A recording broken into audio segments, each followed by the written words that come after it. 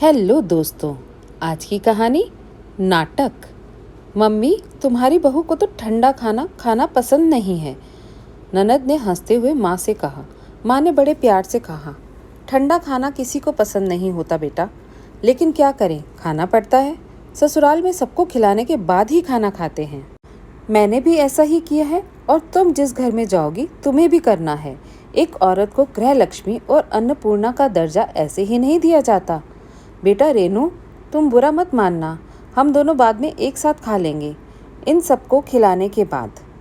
नई नवेली बहू रेनू को सासू माँ की बातें सुनकर खुशी हुई।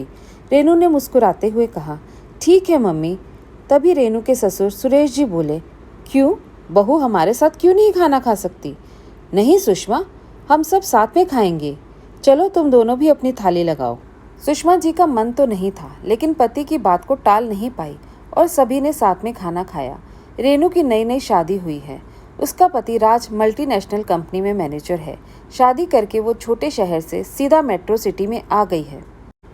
नया माहौल, नया परिवेश, सब कुछ अनजाना सा है, लेकिन अपने ससुराल वालों के सहयोग से वो धीरे धीरे अपने आप को उसी परिवेश में ढालने की कोशिश कर रही है। देखते देखते 3 महीने बीत गए। एक दिन रेनू काफ़ी उदास थी। जब सास ने पूछा तो उसने कहा, मुझे मम्मी पापा की याद आ रही है, मायके जाने का मन कर रहा है। सास ने कहा, बेटा सब अपने अपने काम में व्यस्त है, किसी को फुर्सत नहीं है, और वैसे भी इतनी जल्दी जल्दी मायके जाना संभव नहीं होगा। तुम ऐसा करो कि माँ से रोज बात कर लिया करो। रेनू को सास की बात ठीक लगी। जब मन करता वो अपने मम्मी पापा से बात कर लेती। इसी तरह 1.5 साल बीत गया। अब वह एक बच्ची की माँ बन गई थी। अभी भी वो जैसे ही मायके जाने का नाम लेती तो सास ससुर किसी न किसी बहाने टाल देते। मम्मी पापा भी जब कहते तो यहाँ से जवाब मिलता कि फुर्सत नहीं है, काम ज़्यादा है। कोई ना कोई बहाना करके टाल देते। रेनू को कई बार शक हुआ कि कहीं ऐसा तो नहीं ये लोग मुझे मायके जाने ही नहीं देना चाहते, पर तुरंत ही इस बात को नकार देती कि ऐसा रहता तो सास ससुर मुझे इतना प्यार करते ही नहीं। नहीं, ऐसा नहीं कर सकते वो। एक दिन रेनू पति के सामने बहुत रोने लगी कि मुझे माँ के घर ले चलो, मेरे पापा की तबीयत ठीक नहीं रहती है, वो इतना दूर शहर नहीं आ सकते। उनके पति सिर्फ इतना बोले, ठीक है, समय निकालता हूँ, फिर लेकर चलूँगा। राज ने माँ से कहा, माँ रेनू मायके जाने के लिए बहुत जिद कर रही है, वह बहुत रो रही थी। मैं सोच रहा हूँ उसे लेकर जाने की। बेटे की बात सुनकर बोली, ठीक है बेटा, जैसी तुम्हारी इच्छा। उसी रात को जब रेनू सास के पैर में तेल लगाने जा रही थी तो उसने सास ससुर को बात करते हुए सुन लिया। सास कह रही थी, रेनू मायके जाने की जिद कर रही है और राज उसे लेकर जा रहा है, आप कुछ कहेंगे नहीं? बेटा बीवी का गुलाम बन गया है, आपसे पूछना भी ज़रूरी नहीं समझा। कुछ करिए इससे पहले कि बेटा पूरी तरह से हाथ से निकल जाए। तब ससुर जी बोले, अरे ऐसे कैसे लेकर चला जाएगा? वो मुझसे पूछे बिना मैं किसी भी हाल में बहू को मायके नहीं जाने दूंगा। इसके बाप ने जो मेरी बेइज्जती की ना, उसका बदला तो मैं लेकर रहूँगा।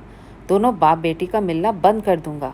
अगर किसी दिन इसका बाप आया मेरे यहाँ बेटी को लेने तो फिर बताऊंगा मैं, बेटी का बाप होकर मुझे सबके सामने सुना दिया। इतना सुनते ही रेनू के हाथ पैर सुन्न हो गए, दिमाग काम करना बंद कर दिया। वह समझ ही नहीं पा रही थी सास ससुर का कौन सा रूप असली है। अभी जो देख रही हूँ ये, या पहले वाला? एक तरफ तो मुझे अपनी बेटी कहते हैं और दूसरी तरफ मेरे माँ बाप से मिलने नहीं देना चाहते। ऐसा भी क्या हुआ शादी में? पापा ने क्या कहा जो अभी तक इतना गुस्सा है? क्या करूं? अभी बात करूं या कल बात करूं? फिर उसने सोचा, नहीं, अभी बात करना ही ठीक रहेगा। वह तुरंत अपने सास ससुर के सामने आई। उसे देखते ही दोनों सकपकाते हुए बोले, क्या हुआ बेटा? रेनू ने कहा, मुझे कुछ नहीं हुआ पापा, आपको क्या हुआ जो मुझे मायके नहीं जाने देना चाह रहे? ससुर जी ने कहा, देखो बेटा, जब तुमने सारी बातें सुन ली हैं तो मैं यही कहूँगा कि अब मायके मत जाओ, अब यही तुम्हारा घर है। मैंने क्या कभी तुम्हें किसी चीज़ की तकलीफ दी? तुम्हें अपनी बेटी मानता हूँ। तुम्हारे पिता ने मुझे सबके सामने अपमानित किया। ऐसा क्या कहा मेरे पापा ने जो आपका इतना अपमान हो गया? मुझे भी जानना है। तब तक राज भी वहाँ आ गया। रेनू के ससुर जी ने कहा, अरे बेटा, तुम्हारी शादी में ढंग की व्यवस्था नहीं थी तो मैंने ज़रा बोल क्या दिया? तुम्हारे पिताजी ने सबके सामने मुझे कहा कि एक बेटी का पिता कितना भी कर दे, बेटे के पिता को खुश नहीं कर सकता। आज आप एक बेटी के पिता होते तो समझ पाते। रेनू ने कहा, मेरे पापा ने कुछ गलत नहीं कहा, इसमें बुरा मानने वाली क्या बात है। अरे बेटा, लेकिन सबके सामने मुझे जवाब ही क्यों दिया। एक बेटी के पिता को इतनी हिम्मत नहीं होनी चाहिए। रेनू कुछ बोलती इससे पहले राज ने कहा, अरे जिस आदमी ने मेरे पापा की बेइज्जती की उससे मुझे कोई रिश्ता नहीं रखना। तुम भी मत रखो। छोड़ो यह मायके आना जाना। मैं किसी चीज़ की कमी रखा हूँ क्या। रेनू ने एक गहरी सांस ली और कहा, ठीक है, मैं अपने माँ बाप से रिश्ता तोड़ने के लिए तैयार हूँ, लेकिन मेरी एक शर्त है। हाँ बोलो, राज ने कहा। तुम भी अपने माँ बाप से रिश्ता तोड़ दो। तुम मुझे जहाँ रखोगे, जिस हाल में रखोगे, मैं रहने को तैयार हूँ। राज ने कहा, तू पागल हो गई है क्या। तेरे होश तो ठिकाने हैं। मैं क्यों अपने माँ बाप से रिश्ता तोड़ दूँ।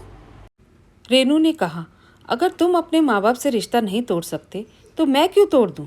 जिस माँ बाप ने जन्म दिया, पाला पोसा, पढ़ाया लिखाया, इतना खर्चा करके शादी की, और ससुर जी आप मुझे सच में बेटी मानते तो यूँ मायके जाने से नहीं रोकते। अब अच्छे होने का नाटक बंद करिए और अच्छाई का मुखौटा उतार फेंकिए। मैं तो मायके जाऊंगी, ज़रूर जाऊंगी, और कल ही जाऊंगी। राज ने कहा, जाने से पहले एक बार सोच लेना। एक बार चौखट लांघने के बाद दोबारा वापस नहीं आ पाओगी। रेनू ने कुछ नहीं बोला और अपने कमरे में चली गई। अगले दिन जब रेनू अपनी बेटी को लेकर जाने लगी तो राज ने कहा, तुम जा रही हो तो जाओ, देखना तुम्हारे जैसे सैकड़ों लड़कियां मुझसे शादी करने के लिए मर रही हैं। तू किस खेत की मूली है, एक छोटे से शहर की लड़की। रेनू ने बड़े ही आराम से कहा, राज बाबू, सैकड़ों क्या हज़ारों लड़कियां आपके लिए लाइन में लगी हैं। इतना अच्छा जॉब करते हैं, पिताजी का इतना बड़ा बिजनेस है, लेकिन उन सभी लड़कियों के मन में ज़रा भी स्वाभिमान होगा ना तो आपके साथ एक पल भी नहीं रहेंगी, ये याद रखना। हाँ, छोटे शहर की हूँ, लेकिन पढ़ी लिखी हूँ, सही गलत का फ़र्क समझती हूँ, और मुझे सैकड़ों की नहीं, एक ही लड़के की ज़रूरत है जो तुम्हारे जितना नहीं कमाता हो, लेकिन तुम्हारे जितना हैंडसम नहीं हो तो कोई बात नहीं, लेकिन मुझे प्यार करे, मुझे सम्मान करे। यदि मैं उसके माँ बाप की इज्जत करती हूँ तो वो भी मेरे माँ बाप की इज्जत करे।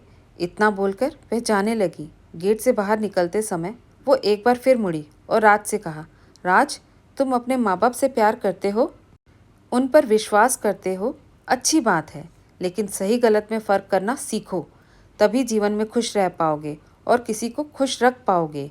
एक बात और, मैंने आपसे सच्चे दिल से प्यार किया, इस घर को सच्चे मन से अपनाया। मैं रिश्ता तोड़ना नहीं चाहती। अगर तुम चाहते हो कि मैं वापस आऊँ तो अपने आप को बदलना, फिर मुझे लेने आना, अगर नहीं तो मत आना।